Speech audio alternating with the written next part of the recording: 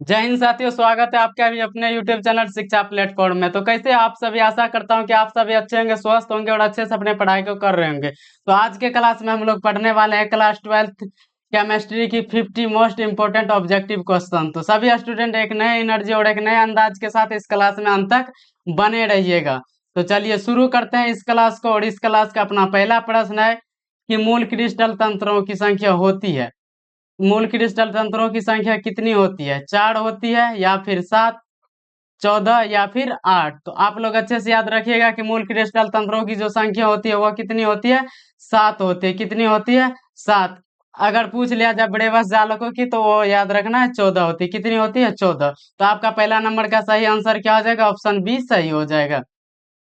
और आपका नेक्स्ट प्रश्न है कि निम्नलिखित में से कौन क्रिस्टल है? नेक्स्ट प्रश्न क्या है दोस्त? निम्नलिखित में कौन क्रिस्टल है? हीरा, कांच, रबड़ या फिर इनमें से कोई नहीं? तो सबसे पहले ये आप लोग अच्छे से याद कर लीजिए कि क्रिस्टल उनको कहते हैं जिनका आयतन और आकार दोनों निश्चित होता है, क्रिस्टल कहते हैं। और वह क्रिस्टल जिनका आकार और आयतन दोनों निश्चित नहीं होता वह क्रिस्टल कहलाता है। तो हीरा का जो है आकार निश्चित होता है और कांच का आकार अनिश्चित होता है और रबर का भी आकार अनिश्चित होता है। तो इसलिए आपका 2 नंबर का सही आंसर क्या हो जाएगा? ऑप्शन ए सही हो जाएगा। यानी आपका क्रिस्टल कौन सा हो जाएगा? हीरा हो जाएगा। क्या हो जाएगा? क्रिस्टल हीरा। और अगर क्रिस्टल का और भी अगर उदाहरण आप लोग को जाना है तो याद रखिएगा, ग्रेफाइट, चीनी, ईटीसी, ये सब जो जितनी होती है मिश्री सब, ये सब क्या है हो जाएगा? क्रिस्टल हो जाएगा। और अगर वो क्रिस्टल की बात करें तो ये सब याद रखेगा, कांच, रबड़, प्लास्टिक, ये सब जो होता है जिनका की कोई आकार और आयतन निश्चित नहीं होता वो क्या कहलाता है? वह क्रिस्टल कहलाता है। क्या कहलाता है साथी? वह क्रिस्टल कहलाता है। तो आपका 2 नंबर का सही आंसर क्या हो जाएगा? ऑप्शन ए सही हो जाएगा। और आपका नेक्स्ट प्रश्न है कि निम्नलिखित में कौन अक्रिस्टल ठोस पदार्थ है? नेक्स्ट प्रश्न क्या है दोस्त? निम्नलिखित में कौन अक्रिस्टलीय ठोस पदार्थ है? हीरा, ग्रेफाइट, कांच या फिर साधारण नमक? अभी जस्ट आप लोगों को हमने बताया कि अक्रिस्टल उन पदार्थ को कहते हैं जिनका आकार और आयतन दोनों निश्चित नहीं होता, उन्हें क्या कहते हैं दोस्त? अक्रिस्टल कहते हैं। यानी कि हीरा का तो आकार निश्चित होता है और ग्रेफाइट का भी आकार निश्चित होता है और साधारण नमक जो हम लोग यूज करते हैं खाने सब में, इनका भी आकार निश्चित होता है। तो आप लोग अच्छे से समझ चुके होंगे कि जिनका क्या आकार निश्चित है, यानी कि साधारण नमक, ग्रेफाइट और हीरा, ये सब जितना है ये क्या हो जाएगा? क्रिस्टल हो जाएगा। तो आपका कौन सा बचा? ऑप्शन सी, यानी कांच क्या हो जाएगा? और क्रिस्टल हो जाएगा। क्या हो जाएगा दोस्त? और क्रिस्टल। तो आपका 3 नंबर का सही सही आंसर क्या हो जाएगा? ऑप्शन सी सही हो जाएगा। ऑप्शन सी सही हो जाएगा। और आपका नेक्स्ट प्रश्न है कि Na2 में, नेक्स्ट प्रश्न क्या है दोस्त? कि Na2 में सोडियम की उपसह संयोजक संख्या कितनी है? 6, 4, 8 या फिर 2? तो आप लोग अच्छे से याद रखिएगा कि Na2O में सोडियम की जो संख्या वो कितनी है दोस्त? वो 4 है। कितनी है?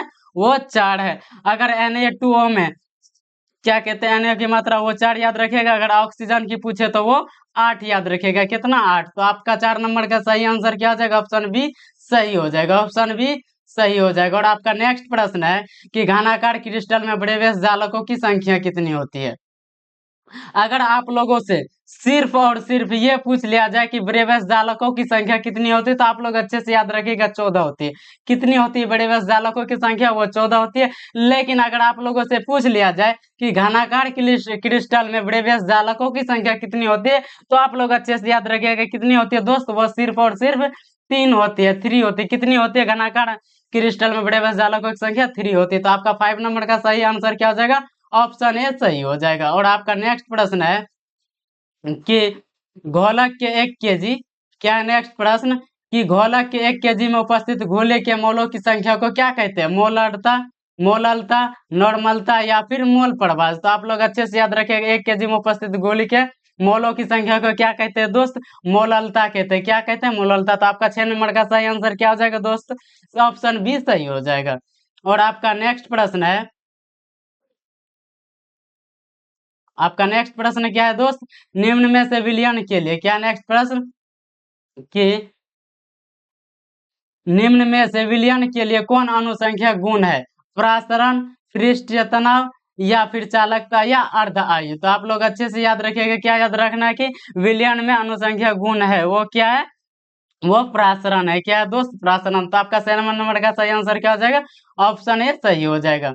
और आपका नेक्स्ट प्रश्न है कि निम्नलिखित में से कौन अनुसंख्यक गुणधर्म नहीं है। उसमें तो बताना था कि इनमें से कौन गुणधर्म है, लेकिन इसमें क्या बताना दोनों दोस्त, निम्नलिखित में से कौन अनुसंख्यक गुणधर्म नहीं है, इनमें नहीं बताना है। तो हिमांक का अवनमन या फिर क्वथनांक उन्नयन, प्रकाशीय सक्रियता या फिर वाष्प दाब का सापेक्ष अवनमन। तो आप लोग अच्छे से याद रखिएगा कौन अनुसंख्यक गुणधर्म नहीं है, तो वो है प्रकाशीय सक्रियता। क्या है दोस्त? प्रकाशीय सक्रियता। यानी आपका 8 नंबर का सही आंसर क्या हो जाएगा? ऑप्शन सी सही हो जाएगा, ऑप्शन सी सही हो जाएगा। और आपका नेक्स्ट प्रश्न है कि परासरणी दाब बढ़ता है, कब बढ़ता है? जब ताप बढ़ता है, या फिर ताप क्रम घटता है, आयतन बढ़ता है, या फिर इनमें से कोई नहीं। तो आप लोग अच्छे से याद रखेगा परासरणी दाब कब बढ़ता है? जब तापक्रम बढ़ता है। कब? जब तापक्रम भी बढ़ता है, तब भी ही परासरणी दाब भी बढ़ता है। यानी आपका 9 नंबर का सही आंसर क्या हो जाएगा? ऑप्शन ए सही हो जाएगा, ऑप्शन ए सही हो जाएगा। और आपका नेक्स्ट प्रश्न है कि बर्फ में नमक मिला देने पर, क्या है प्रश्न? कि बर्फ में नमक मिला देने पर बर्फ का ताप 0 डिग्री से भी सेल्सियस से भी कम हो जाता है। इसका कारण क्या है? प्रसरण है, जल अपघटन, हिमांक का अपनमन या फिर क्वथनांक का उन्नयन। तो आप लोग अच्छे से याद रखिएगा कि बर्फ में नमक मिला देने पर 0 डिग्री सेल्सियस से कम हो जाने का कारण क्या होता है दोस्त? वो होता है हिमांक का अवनमन। क्या होता है? हिमांक का अवनमन। तो आपका 10 नंबर का सही आंसर क्या हो जाएगा? ऑप्शन सी सही हो जाएगा, ऑप्शन सी सही हो जाएगा। और आपका नेक्स्ट प्रश्न है कि टिंडल प्रभाव पाया जाता है। क्या नेक्स्ट प्रश्न? कि टिंडल प्रभाव पाया जाता है किस में? विलयन में, अवक्षेप में, सौल में या फिर वाष्पों में। तो आप लोग अच्छे से याद रखिएगा टिंडल प्रभाव किन में पाया जाता है दोस्त? वो पाया जाता है किन में? सौल में। किन में? सौल में पाया जाता है। किसमें? सौल में। तो आपका 11 नंबर का सही आंसर क्या हो जाएगा? ऑप्शन सी सही हो जाएगा, ऑप्शन सी सही हो जाएगा। और आपका नेक्स्ट प्रश्न है कि विद्युत अपघटन के नियम दिए गए थे, किनके द्वारा दिए गए थे? लेमा किन या किसने दिया था? लेमार्क जी ने, या फिर ओस्टवाल्ड ने, या फिर फेराडे या अर्नियस साहब ने। तो आप लोग अच्छे से याद रखें विद्युत अपघटन के जो नियम थे वो किसने दिया था? फेराडे जी ने दिया था। किसने दिया था? फेराडे जी ने।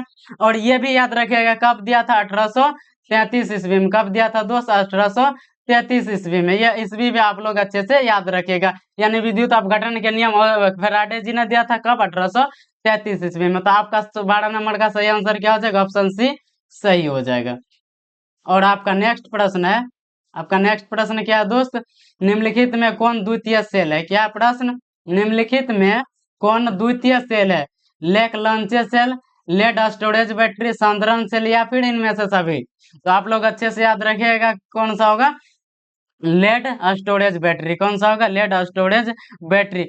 ये तो द्वितीय सेल की बात होगी। अगर आप लोगों से प्राथमिक सेल पूछे तो वो लेक लॉन्चे सेल बोलना है। क्या बोलना है? प्राथमिक सेल यानी प्राइमरी सेल, लेक लॉन्चे सेल। कौन सा सेल? Lake लॉन्चे cell. तो आपका 13 नंबर का सही आंसर क्या हो जाएगा? ऑप्शन बी सही हो जाएगा, ऑप्शन बी सही हो जाएगा। और आपका नेक्स्ट प्रश्न क्या है दोस्त? निम्नलिखित में से कौन सबसे, क्या नेक्स्ट प्रश्न, निम्नलिखित में कौन सबसे शक्तिशाली ऑक्सीकारक पदार्थ है? F2, Cl2, I2 या फिर Br2। तो आप लोग अच्छे से याद रखिएगा कौन सा होगा सबसे शक्तिशाली ऑक्सीकारक? तो वो हो जाएगा F2। कौन सा हो जाएगा? F2। क्या हो जाएगा? F2। अगर आप लोगों से अपकारक की बात करें तो वो हो जाएगा I2। क्या हो जाएगा दोस्त?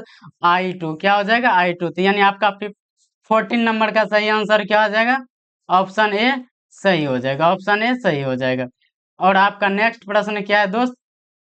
आपका नेक्स्ट प्रश्न है कि किसी सेल अभिक्रिया की, क्या है? कि किसी सेल अभिक्रिया की समय व्यवस्था पर सेल का विद्युत वाहक बल होता है, क्या होता है? धनात्मक होता है, शून्य होता है या फिर ऋणात्मक होता है, या इनमें से कोई नहीं होता है। तो आप लोग अच्छे से याद रखें क्या किसी सेल अभिक्रिया की समय व्यवस्था पर सेल विद्युत वाहक बल क्या होता है? वो होता है शून्य। क्या होता है? शून्य यानी जीरो होता है। क्या होता है? जीरो होता है। तो आपका 15 नंबर का सही आंसर क्या हो जाएगा? ऑप्शन बी सही हो जाएगा। और आपका नेक्स्ट प्रश्न क्या है दोस्त? किसी रासायनिक अभिक्रिया की दर, क्या है प्रश्न? किसी रासायनिक अभिक्रिया की दर समय के साथ बढ़ती है, समय के साथ घटती है, समय के साथ घटती या बढ़ती है, या फिर समय के साथ स्थिर रहती है। तो आप लोग अच्छे से याद रखिएगा किसी रासायनिक अभिक्रिया की दर जो है वो क्या होती है? समय के साथ घटती है। क्या होती है? समय के साथ घटती है। यानी आपका 16 नंबर का सही सही आंसर क्या हो जाएगा? ऑप्शन बी सही हो जाएगा, ऑप्शन बी सही हो जाएगा। और आपका नेक्स्ट प्रश्न है कि किसी वस्तु के प्रतिक्रिया करने की दर, क्या नेक्स्ट प्रश्न? कि किसी वस्तु की प्रतिक्रिया करने की दर निर्भर करता है परमाणु भार पर, समतुल्य भार, अनुभार या फिर सक्रिय भार किन पर करता है दोस्त? तो वो करता है सक्रिय भार पर। किन पर? सक्रिय भार पर। तो आपका 17 नंबर का सही आंसर क्या हो जाएगा? ऑप्शन डी सही हो जाएगा, ऑप्शन डी सही हो जाएगा। और आपका नेक्स्ट प्रश्न है कि किस कोटि की अभिक्रिया, क्या नेक्स्ट प्रश्न कि किस कोटि की अभिक्रिया के लिए वेग तथा वेग स्थिरांक की इकाई समान होती है? शून्य, या फिर प्रथम, या द्वितीय, या फिर तृतीय। तो आप लोग अच्छे से याद रखिएगा किन पर करती है निर्भर, वो कर शून्य कोटि की। तो शून्य पर क्या होती है? इकाई समान होती है। क्या होती है? शून्य पर। अगर आप लोगों से पूछ लिया जाए कि शून्य कोटि की अभिक्रिया के लिए वेग स्थिरांक, तो ये भी अच्छे से याद रखिएगा क्या होती है? मोल, लीटर इनवर्स और सेकेंड इनवर्स। क्या होता है? मोल, लीटर इनवर्स, सेकेंड इनवर्स। ये भी अच्छे से याद रखिएगा। तो आपका 18 नंबर का सही आंसर क्या हो जाएगा? ऑप्शन ए सही हो जाएगा। और आपका नेक्स्ट प्रश्न क्या है दोस्त? तो आपका अगला प्रश्न है रासायनिक अधिशोषण अभिक्रिया। क्या नेक्स्ट प्रश्न? रासायनिक अधिशोषण अभिक्रिया है उत्क्रमणीय, अनुत्क्रमणीय, या फिर बहुलीकरण। तो आप लोग अच्छे से याद रखिएगा वो क्या होता है? वो होता है अनुत्क्रमणीय। क्या होता है? रासायनिक अधिशोषण क्या होता है? अनुत्क्रमणीय। यानी आपका 19 नंबर का सही आंसर क्या हो जाएगा? ऑप्शन बी सही हो जाएगा। और आपका नेक्स्ट प्रश्न क्या है दोस्त? रासायनिक अधिशोषण में कितने परतें होती है? क्या है कि रासायनिक अधिशोषण जो है इनमें कितने परतें होती है? एक, दो, अनेक, या फिर शून्य। तो ये भी आप लोग अच्छे से याद रखिएगा कितने परतें होती है? वो परतें होती है केवल और केवल एक। कितनी होती है? एक। अगर भौतिक अधिशोषण की बात करें तो उनमें अनेक होती है। क्या होती है? भौतिक अधिशोषण में वो अनेक होती है। ये भी आप लोग अच्छे से याद कर लीजिएगा कि रासायनिक अधिशोषण की बात आए तो सिर्फ और सिर्फ एक, ओनली वन, वन। ठीक है। अगर भौतिक अधिशोषण की बात आ जाए तो ये याद रखिएगा अनेक। क्या होता है? अनेक। तो आपका नेक्स्ट प्रश्न है कि भौतिक अधिशोषण में लगभग ऊष्मा, क्या है नेक्स्ट प्रश्न कि भौतिक अधिशोषण में लगभग ऊष्मा उत्सर्जित होती है कितना? 20 से 40, या फिर 40 से 60, या 60 से 80, या फिर 40 से 100। तो आप लोग अच्छे से याद रखिए भौतिक अधिशोषण में जो ऊष्मा उत्सर्जित होती है वो कितना होती है? 20 से 40। कितना होती है? 20 से 40। अगर आप लोगों से कभी रासायनिक अधिशोषण में पूछ लिया जाए तो ये भी आप लोग अच्छे से याद रखिएगा वो कितना होता है? 40 से 400 होता है। क्या होता है? 40 से 400। ये भी आप लोग अच्छे से याद रखिएगा। तो यानी आपका 21 नंबर का सही आंसर क्या हो जाएगा? ऑप्शन ए सही हो जाएगा। और आपका नेक्स्ट प्रश्न है कि खनिज जिससे धातु का निष्कर्षण होता है। क्या नेक्स्ट प्रश्न? खनिज जिससे कि धातु का निष्कर्षण होता है कहलाता है, क्या कहलाता है? अयस्क कहलाता है, गैंग कहलाता है, या फिर स्लैग कहलाता है, या फिर इनमें से कोई नहीं। तो आप लोग अच्छे से याद रखिएगा खनिज जिससे धातु का निष्कर्षण होता है वो क्या कहलाता है? अयस्क कहलाता है। क्या कहलाता है दोस्त? अयस्क कहलाता है। यानी आपका ऑप्शन नंबर ए करेक्ट हो जाएगा। और ये भी याद रखिएगा कि अयस्कों में उपस्थित अशुद्धि को क्या कहते हैं? गैंग कहते हैं, या फिर अधात्री कहते हैं। क्या कहते हैं? अयस्कों में उपस्थित अशुद्धि को गैंग कहते हैं, या फिर अधात्री। ये भी आप लोग अच्छे से याद रखिएगा। यानी आपका 22 नंबर का सही आंसर क्या हो जाएगा? ऑप्शन ए सही हो जाएगा, ऑप्शन ए सही हो जाएगा। और आपका नेक्स्ट प्रश्न है कि अयस्क में उपस्थित अशुद्धि को, फिर वही क्वेश्चन रिपीट हो गया। अभी जस्ट बताया आप लोगों के अयस्कों में उपस्थित अशुद्धि को क्या कहते हैं दोस्त? उसे गैंग कहते हैं। क्या कहते हैं दोस्त? उसे गैंग कहते हैं। तो अयस्कों में उपस्थित अशुद्धि क्या कहते हैं? गैंग। यानी आपका 23 नंबर का सही सही आंसर क्या हो जाएगा? ऑप्शन बी सही हो जाएगा, ऑप्शन बी सही हो जाएगा। और आपका नेक्स्ट प्रश्न है एल्युमिनियम का अयस्क है क्या है? एल्युमिनियम का अयस्क है क्या है? बॉक्साइट, हेमेटाइट, या डोलोमेटाइट, या फिर इनमें से कोई नहीं। तो आप लोग अच्छे से याद रखिएगा एल्युमिनियम का जो अयस्क है वो क्या होता है? बॉक्साइट होता है। क्या होता है दोस्त? बॉक्साइट होता है। क्या होता है? बॉक्साइट। अगर आप लोगों से बॉक्साइट की शुद्ध फॉर्मूला पूछ लिया जाए तो याद रखिएगा Al2। क्या? यहाँ पर ध्यान दीजिएगा एक बार सभी स्टूडेंट, क्या होता है फॉर्मूला? Al2O3 into 2H2O। क्या होता है? Al2O3 into 2H2O। ये फार्मूला भी आप लोग अच्छे से याद रखेंगे। यानी 24 नंबर का आपका सही सही आंसर क्या हो जाएगा? ऑप्शन ए सही हो जाएगा। और आपका नेक्स्ट प्रश्न क्या है दोस्त? सल्फाइड अयस्कों में संदरण किया जाता है। क्या नेक्स्ट प्रश्न? सल्फाइड अयस्कों में संदरण किया जाता है फेन उत्प्लावन विधि द्वारा, या फिर विद्युत विक्षेपण विधि द्वारा, या भर्जन विधि द्वारा, या फिर इनमें से किसी भी द्वारा नहीं। तो आप लोग अच्छे से याद रखेगा सल्फाइड अयस्कों में संदरण किया जाता है किनके द्वारा? फेन उत्प्लावन विधि द्वारा। किनके द्वारा किया जाता है? फेन उत्प्लावन विधि द्वारा। किनके द्वारा दोस्त? तो किया जाता है ये फेन उत्प्लावन विधि द्वारा। तो आपका 25 नंबर का सही आंसर क्या हो जाएगा? ऑप्शन ए सही हो जाएगा, ऑप्शन ए सही हो जाएगा। और आपका नेक्स्ट प्रश्न क्या है? लोहे का मुख्य अयस्क क्या है? क्या है? लोहे का मुख्य अयस्क है मैग्नेटाइट, सीडेराइट या फिर हेमेटाइट या फिर इनमें से सभी। तो आप लोग अच्छे से याद रखिएगा लोहे का मुख्य अयस्क क्या होता है दोस्त। तो लोहे का मुख्य अयस्क क्या होता है, हेमेटाइट होता है। क्या होता है, हेमेटाइट। क्या होता है, हेमेटाइट। अगर आप लोगों से फॉर्मूला पूछ लिया जाए तो ये भी अच्छे से याद रखिएगा। फॉर्मूला क्या होता है इनका, Fe2O3। क्या होता है, Fe2O3। ये भी अच्छे से याद रखिएगा। तो आपका 26 नंबर का सही आंसर क्या हो जाएगा, ऑप्शन सी सही हो जाएगा। और आपका नेक्स्ट प्रश्न क्या है दोस्त। तो आपका नेक्स्ट प्रश्न है कि आवर्त सारणी में ग्रुप 16 क्या है, कि आवर्त सारणी में ग्रुप 16 में ऑक्सीजन के अलावा पाए जाने वाले तत्व, यानी ग्रुप 16 में जो वो तो ऑक्सीजन होता ही है, लेकिन ऑक्सीजन के अलावा भी जो होता है वो इनमें से कौन सा है। सल्फर होता है, सोडियम होता है, लोहा होता है या फिर नाइट्रोजन होता है। तो आप लोग अच्छे से याद रखिएगा, ऑक्सीजन के अलावा जो होता है वो क्या होता है, सल्फर होता है। क्या हो जाता है, सल्फर। किसमें, तो ग्रुप 16 में। किसमें दोस्त, ग्रुप 16 में। किनमें, ग्रुप 16 में। अगर आप लोगों से कभी पूछ लिया जाए कि ग्रुप 16 के तत्व क्या कहलाते हैं, तो ये भी अच्छे से याद रखिएगा, कैलोकोजन कहलाते। क्या कहते हैं, कैलोकोजन कहलाते। ठीक है, तो ये भी अच्छे से याद रखिएगा। तो आपका 27 नंबर का सही आंसर क्या हो जाएगा, ऑप्शन ए सही हो जाएगा। और आपका नेक्स्ट प्रश्न है कि नाइट्रोजन और ऑक्सीजन है क्या है, नाइट्रोजन और ऑक्सीजन है, आखिर क्या है, धातु है, अधातु है या फिर उपधातु है। तो आप लोग अच्छे से याद रखिएगा। और नाइट्रोजन और ऑक्सीजन जो होता है यह क्या होता है, अधातु होता है। क्या होता है दोस्त, अधातु होता है। तो आपका 28 नंबर का सही आंसर क्या हो जाएगा, ऑप्शन बी सही हो जाएगा। ऑप्शन बी सही हो जाएगा। और आपका नेक्स्ट प्रश्न क्या है, नाइट्रिक अम्ल तैयार किया जाता है क्या, नेक्स्ट प्रश्न, नाइट्रिक अम्ल जो होता है वह तैयार किया जाता है, यानी किस विधि द्वारा किया जाता है, संपर्क विधि द्वारा, ऑस्टवाल्ड विधि द्वारा, प्रकाश संश्लेषण विधि द्वारा या फिर हैवर्ड विधि द्वारा। तो आप लोग अच्छे से याद रखिएगा कि नाइट्रोजन अम्ल जो तैयार किया जाता है वह किस विधि द्वारा किया जाता है, ऑस्टवाल्ड विधि द्वारा। किस विधि द्वारा दोस्त, ऑस्टवाल्ड विधि द्वारा। अगर बात कर लिया जाए कि संपर्क विधि द्वारा क्या तैयार किया जाता है, वो H2SO4 तैयार किया जाता है। क्या तैयार किया जाता है, H2SO4। अगर हैवर्ड विधि की बात कर ले तो ये भी अच्छे से याद रखिएगा, इनके द्वारा क्या तैयार किया जाता है, अमोनिया यानी NH3 तैयार किया जाता है। ये भी अच्छे से याद रखिएगा। तो आपका 29 नंबर का सही आंसर क्या हो जाएगा, ऑप्शन बी सही हो जाएगा।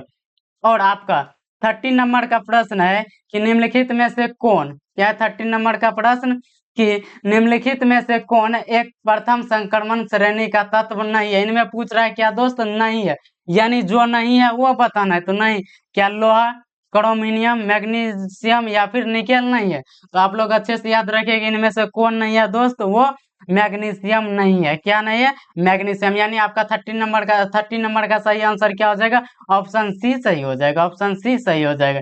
और आपका नेक्स्ट प्रश्न है कि किस ग्रुप के तत्व, क्या नेक्स्ट प्रश्न, किस ग्रुप के तत्वों को संक्रमण तत्व कहा जाता है, P block, S block, D block या फिर एफ ब्लॉक। तो आप लोग अच्छे से याद रखिएगा, यानी संक्रमण तत्व किस ग्रुप को कहा जाता है, किस ग्रुप को दोस्त, तो वो सी डी ग्रुप ब्लॉक को कहा जाता है। किस ब्लॉक को, डी ब्लॉक को। किस ब्लॉक को, डी ब्लॉक को। अगर आप लोगों से पूछ लिया जाए कि एफ ब्लॉक को फिर क्या कहा जाता है, ये भी अच्छे से याद रखेगा, अंत संक्रमण तत्व कहते हैं। क्या कहते हैं दोस्त, अंत संक्रमण तत्व। ये भी अच्छे से याद रखेगा। यानी आपका 31 नंबर का सही आंसर क्या हो जाएगा, ऑप्शन सी सही हो जाएगा। ऑप्शन सी सही हो जाएगा। और आपका नेक्स्ट प्रश्न क्या है दोस्त, आपका नेक्स्ट प्रश्न है कि K3FeCN6 एक है, क्या है, द्विक लवण है, उपसह संयोजक यौगिक है, अम्लीय लवण है या फिर साधारण नमक है। तो आप लोग अच्छे से याद रखिएगा, K3FeCN6 ये क्या है दोस्त, यह एक उपसह संयोजक यौगिक है। क्या है, उपसह संयोजक यौगिक है। यानी आपका 32 नंबर का सही आंसर क्या हो जाएगा, ऑप्शन बी सही हो जाएगा। ऑप्शन बी सही हो जाएगा। और आपका नेक्स्ट प्रश्न है, ऊष्मा और विद्युत का अच्छा चालक कौन है। आप लोगों को इनमें याद रखना है कि ऊष्मा और विद्युत का अच्छा चालक कौन है, एंथ्रासाइट, कोक, हीरा, ग्रेफाइट या फिर चारकोल। तो आप लोग अच्छे से याद रखेगा, यानी ऊष्मा और विद्युत का सबसे अच्छा अगर स्रोत पूछ लिया जाए तो वो क्या होता है, ग्रेफाइट होता है। क्या होता है दोस्त, ग्रेफाइट। यानी आपका 33 नंबर का सही आंसर क्या हो जाएगा, ऑप्शन सी सही हो जाएगा। ऑप्शन सी सही हो जाएगा। और आपका नेक्स्ट प्रश्न है कि कार्बनिक यौगिक में तत्व उपस्थित, क्या है नेक्स्ट प्रश्न, कि कार्बनिक यौगिक में तत्व उपस्थित होना चाहिए, कौन सा, ऑक्सीजन, कार्बन, हाइड्रोजन या फिर नाइट्रोजन। यानी कार्बनिक यौगिक में तत्व कौन सा उपस्थित है, यानी कार्बन की बात कर रहा है दोस्त। तो क्या उपस्थित होना चाहिए, तो बच्चा भी बता सकता है कि कार्बन उपस्थित होना चाहिए। तो आपका 34 नंबर का सही आंसर क्या हो जाएगा, ऑप्शन बी सही हो जाएगा। ऑप्शन बी सही हो जाएगा। तो अच्छे से याद रखिएगा। यानी ये तो वही बात हो गया कि कोई मरीज है हॉस्पिटल गया और वहां पर पता चला कि डॉक्टर गायब है, तो फिर मरीज का उपचार कैसे हो सकता है। तो वही बात है, कार्बनिक यौगिक की बात कर रहा है दोस्तों, क्या होना चाहिए, कार्बन होना चाहिए। ये तो बहुत ही आसान है, ये बच्चा भी याद कर लेगा। तो आप लोग भी क्या चीज है, ठीक है। तो आपका 34 नंबर का सही आंसर क्या हो जाएगा दोस्त, ऑप्शन बी सही हो जाएगा। और आपका नेक्स्ट प्रश्न है कि कार्बन की संयोजकता है कितना है, कार्बन की संयोजकता है कितना है, 1, 2, 3 या फिर 4। तो आप लोग अच्छे से याद रखें कार्बन की संयोजकता कितना होता है दोस्त, किनका, कार्बन का पूछ रहा है। तो आप लोग अच्छे से याद रखें कार्बन की जो संयोजकता होता है वह कितना होता है दोस्त, वो 4 होता है। कितना होता है, 4 होता है। कितना होता है दोस्त, 4। तो आपका 35 नंबर का सही आंसर क्या हो जाएगा, ऑप्शन डी सही हो जाएगा, ऑप्शन डी सही हो जाएगा। और आपका नेक्स्ट प्रश्न क्या है दोस्त, आपका नेक्स्ट प्रश्न है कि फिनॉल की प्रकृति होती है, कैसी होती है, ये आप लोगों को याद रखना। फिनॉल की प्रकृति तो होती है, लेकिन कैसी होती है, क्षारीय होती है, उदासीन होती है, या फिर अम्लीय होती है, या इनमें से कोई नहीं होती। तो आप लोग अच्छे से याद रखिएगा, फिनॉल की जो प्रकृति होती है वह कैसी होती है दोस्त, तो वो होती है अम्लीय। क्या होती है, अम्लीय। यानी आपका 36 नंबर का सही आंसर क्या हो जाएगा, ऑप्शन सी सही हो जाएगा, ऑप्शन सी सही हो जाएगा।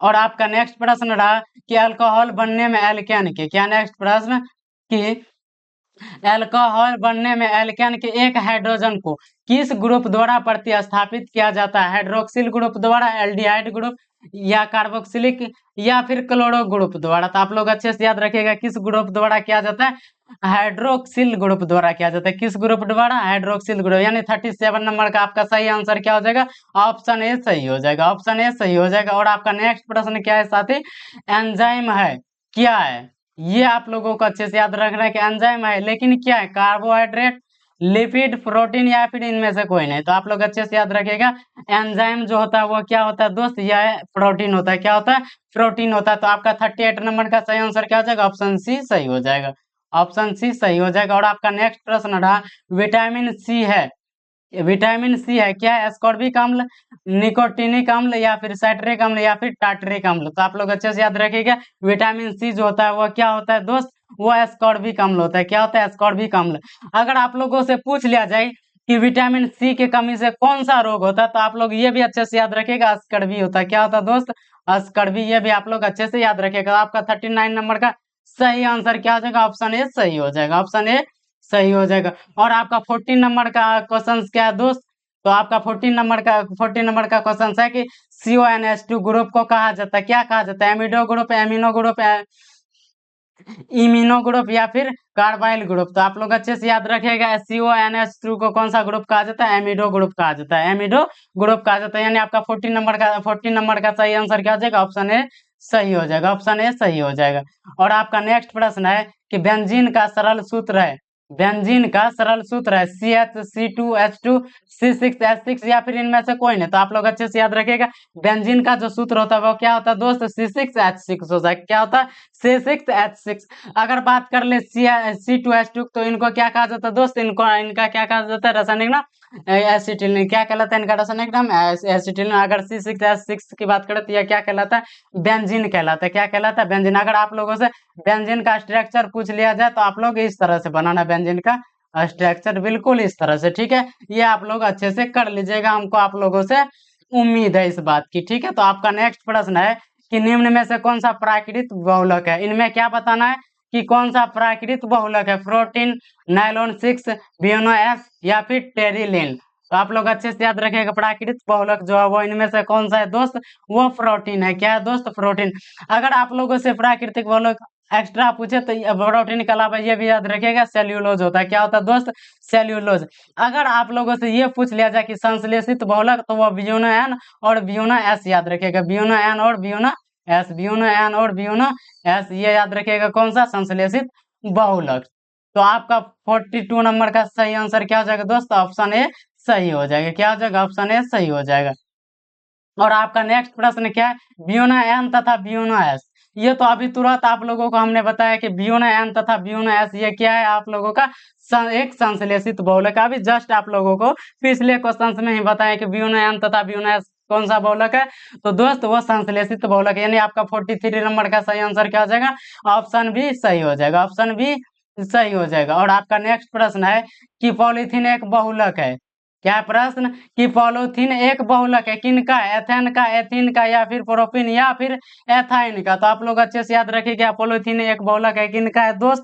वो है एथीन का। किनका है दोस्त? वो बहुलक है एथीन का। कौन? पॉलीथीन। किनका? एथीन का। तो आपका 44 नंबर का सही आंसर क्या हो जाएगा? ऑप्शन बी सही हो जाएगा। और आपका नेक्स्ट प्रश्न क्या है? निम्न कौन सा विटामिन की कमी से रतौंधी होती है? यानी रतौंधी रोग जो है वो किस विटामिन की कमी से होती है? Vitamin A, vitamin B, vitamin C, या फिर विटामिन डी? तो आप लोग अच्छे से याद रखिएगा, रतौंधी रोग जो होता है वो किस विटामिन की कमी से होता है? विटामिन ए की कमी से होता है। किस कमी से? विटामिन ए की कमी से। आप अगर आप लोगों का विटामिन ए का केमिकल नाम पूछ लिया जाए तो ये भी आप लोग अच्छे से याद रखिएगा। विटामिन ए का केमिकल नाम जो होता है वो क्या होता है? रेटिनॉल होता है। क्या होता है दोस्त? विटामिन ए का केमिकल नाम तो रेटिनॉल। तो आपका 45 नंबर का सही आंसर क्या हो जाएगा? ऑप्शन ए सही हो जाएगा। ऑप्शन ए सही हो जाएगा। और आपका नेक्स्ट प्रश्न क्या है कि निम्न में से किस दवा को बुखार कम करने के लिए यूज किया जाता है? निम्नलिखित में से कौन सी दवा बुखार को कम करता है? एनाल्जेसिक, एंटीबायोटिक, या फिर एंटीपायरेटिक, या फिर ट्रैंक्विलाइजर? तो आप लोग अच्छे से याद रखिएगा, बुखार कम करने के लिए एंटीपायरेटिक का यूज किया जाता है। किनका? एंटीपायरेटिक का। किनका दोस्त? एंटीपायरेटिक का। अगर बात करें एनाल्जेसिक की, किनकी दोस्त? एनाल्जेसिक तो यह दर्द निवारक के लिए यूज किया जाता है। किनके लिए? दर्द निवारक के लिए। अगर बात करें एंटीबायोटिक की तो यह बैक्टीरिया संक्रमण के लिए यूज किया जाता है। किनके लिए? बैक्टीरिया संक्रमण के लिए। तो आपका 46 नंबर का सही आंसर क्या हो जाएगा? ऑप्शन सी करेक्ट हो जाएगा। ऑप्शन 6 करेक्ट हो जाएगा। और आपका नेक्स्ट प्रश्न क्या है दोस्त? निम्नलिखित में से कौन कृत्रिम मीठा अभिकर्ता है? क्या है नेक्स्ट प्रश्न? निम्नलिखित में से कौन कृत्रिम मीठा अभिकर्ता है? सैकरीन, एस्पार्टेम, या फिर सोडियम साइक्लोमेट, या फिर इनमें से सभी? तो आप लोग अच्छे से याद रखेंगे कृत्रिम मीठा अभिकर्ता कौन है दोस्त? वो है आपका क्या है दोस्त? वो आपका इनमें से सभी हो जाएगा, यानी सैकरीन भी, एक्सप्रेन, इनमें से सभी। तो आपका 47 नंबर का सही आंसर क्या हो जाएगा? ऑप्शन डी सही हो जाएगा। तो आप लोग अच्छे से याद रखिएगा, ठीक है। और आपका नेक्स्ट प्रश्न है दोस्त कि मानव शरीर नहीं उत्पन्न करता। आप लोगों को बताना है ह्यूमन बॉडी जो होता है वो क्या यूज उत्पन्न नहीं करता, यानी क्या नहीं बनाता? एंजाइम, डीएनए, विटामिन, या फिर हार्मोन्स। तो क्या उत्पन्न नहीं करता है दोस्त? तो मानव शरीर क्या नहीं उत्पन्न करता है? वो नहीं उत्पन्न करता है, आप अच्छे से याद रखिएगा, विटामिन। क्या नहीं उत्पन्न करता है? विटामिन। तो आपका 48 नंबर का सही आंसर क्या हो जाएगा? ऑप्शन सी करेक्ट हो जाएगा। ऑप्शन सी करेक्ट हो जाएगा। और आपका नेक्स्ट प्रश्न क्या है दोस्त? पेट में अत्यधिक अम्ल बनने, क्या है नेक्स्ट प्रश्न? पेट में अत्यधिक अम्ल बनने को रोका जा सकता है? प्रति अम्ल, पीराहारी, ज्वारनाशी, या प्रतिजैविका? तो आप लोग अच्छे से याद रखिएगा, किनके द्वारा किया जाता है? प्रति अम्ल। किनके द्वारा? प्रति अम्ल। आपके 49 नंबर का सही आंसर क्या हो जाएगा? ऑप्शन ए सही हो जाएगा। ऑप्शन ए सही हो जाएगा। और आपका इस क्लास का अंतिम प्रश्न क्या है दोस्त?